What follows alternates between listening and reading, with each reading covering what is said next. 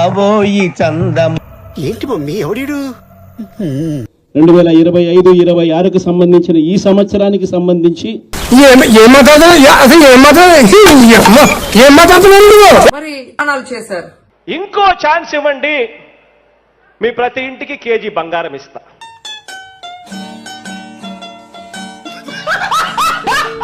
ఇంకో ఛాన్స్ ఇవ్వండి, చేసేస్తా. సంక నాకు వేస్తున్నారు ఇద్దరు కలిసి. మొదటి హామీ పెట్టారు. ఇంకో ఛాన్స్ ఇవ్వండి, మీ ప్రతి ఇంటికి బెంజ్ కార్ ఇస్తా. మడ్డగుడు. కానీ చంద్రబాబు నాయుడు ప్రభుత్వం ఏం చేస్తుంది? వైఎస్ఆర్ కాంగ్రెస్ పార్టీ పోరాటానికి దిగింది. ఎన్నెన్ని 15 సంవత్సరం ఏటా 15 సంవత్సరం పిల్లల చదువులతో ఆడుకుంటా ఉన్న ఈ ప్రభుత్వానికి బుద్ధి చెప్పి, సార్ ప్లీజ్ తనేం చేయకండి సార్, మీరు దండం పెడతాను చెప్పండి సార్. నిర్వీర్యమైపోయిన పరిస్థితులు కనిపిస్తా ఉన్నాయి.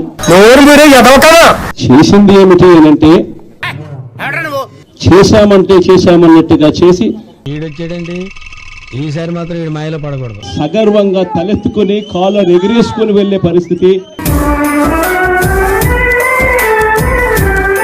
కళ్ళు మూసుకొని కళ్ళు తెరిసేసరికి సంవత్సరం అయిపోయింది. ఇప్పటికే తమాషాలు అవుతున్నాయా? తప్పించుకుందామని చూస్తున్నావా? ఇడిచిపెట్టాను బిడ్డ. వాయిస్ ఆఫ్ ది వాయిస్లెస్ కింద చూసావుగా వాడి విశ్వరూపం. మళ్ళీ ఈసారి వచ్చేది పొద్దున్నే తీసుకొచ్చి విద్యా దీవెన కింద 4 ఈ విద్యా దీవెనకు సంబంధించి అయ్యో అంకుల్ మీరా, అయ్యో సారీ దెంగండి. ప్రతిపక్షంలో మనం కూర్చోవడం కొత్త కాదు. అరే బామర్ది, అసలు నువ్వు మీటింగ్ ఎందుకు వచ్చావురా? ఒక్కొక్క క్వార్టర్ కు ఎందుకని ఈరోజు సంతోషపడతా ఉన్నా. ఈ సందర్భంగా కంగ్రాచులేషన్స్ కూడా మరొకసారి కృతజ్ఞతలు తెలుపుతా ఉన్నాను. వైఎస్ఆర్సీపీ కార్యకర్తలు చూసినప్పుడు చిక్కటి చిరునవ్వుతోనే పలకరిస్తుంది. గ్రామంలో ఉన్న ఏ ఇంటికైనా కూడా వెళ్ళొచ్చు. మళ్ళీ ఇలా మాట్లాడడానికి నీకు మనసు ఎలా ఒప్పిందిరా? చెప్పిందంటే చేస్తుంది అన్న నమ్మకం అదే ఐడియా. ప్రజలకు తోడుగా ఉంటుంది, ప్రజలకు ఎప్పుడు కూడా అండగా నిలబడుతుంది. వీడు నాకు అర్థం కాదు. ఈ 2800 కోట్లు మళ్ళీ కావాలి. సినిమాల్లోకి వెళ్తే మాత్రం బెస్ట్ యాక్టర్ అవార్డు నీకే ఇస్తారు. కలిసి చేసే కార్యక్రమం కూడా యాదృచ్ఛికంగా ఈ రోజు ప్రొటెస్ట్. ఇప్పుడు నేనున్న పరిస్థితి ఏంటి? నీ మీడియా ఇంటర్వ్యూ ఏంటిరా? 15 సీన్ రివర్స్. ఈ రాష్ట్ర ప్రజలు అందరూ కూడా గమనిస్తున్నారు.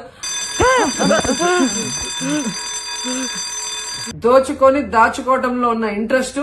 ఏనుగు చచ్చినే వెయ్యా బతుకునే వెయ్యా తెలుసా? ఒక్కొక్క మనిషికి 10 లక్షలు ఇస్తాం.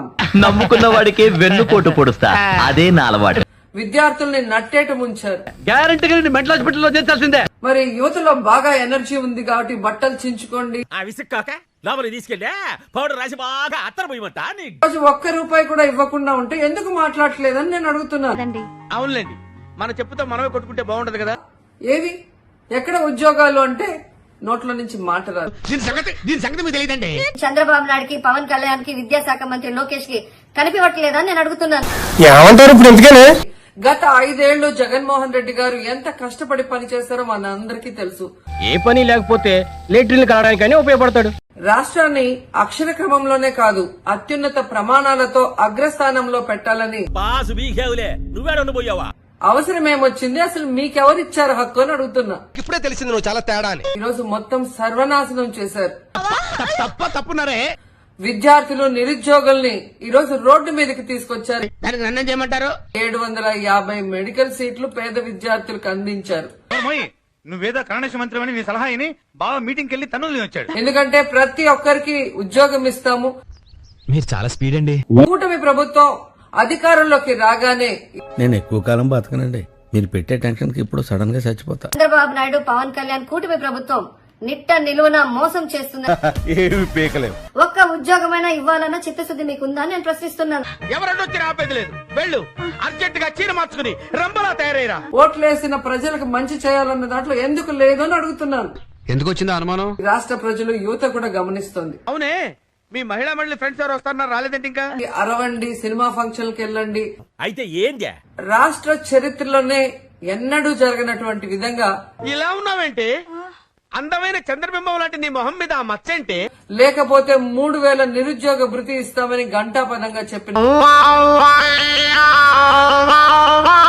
కాలేజీల్లో ఫీజు కట్టకపోతే హాల్ టికెట్ ఇవ్వరు. ఏమైందండి?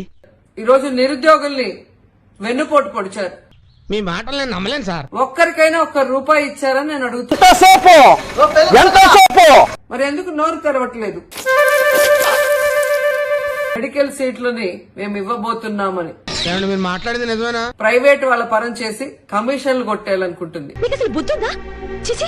పేద విద్యార్థుల చదువులు ఈ రోజు ప్రశ్నార్థకంగా మారాయి. ప్రభుత్వ మెడికల్ కాలేజీని అమ్మేయాలని చూస్తున్నారు. నీకేం భయం లేదు, నేనున్నాను. అయ్యా పవన్ కళ్యాణ్ గారు, అలాగే వెంటనే ఇన్సూరెన్స్ చేయించేస్తాను. 10 నెలలు కావస్తోంది. డోంట్ వరీ సార్, మిమ్మల్ని పూర్తిగా ముంచేసే బాధ్యత నాది. దోచిపెట్టాలన్న ప్రయత్నం చేస్తున్నారు.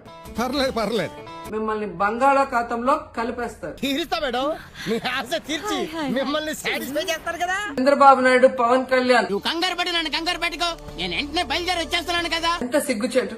యాక్సిలేట్ ని రై రై అని చెప్పి అయిపోయింది, బతికి అయిపోయింది. నీ కొత్త చెక్కేస్తారులే ఈ రోజంతా.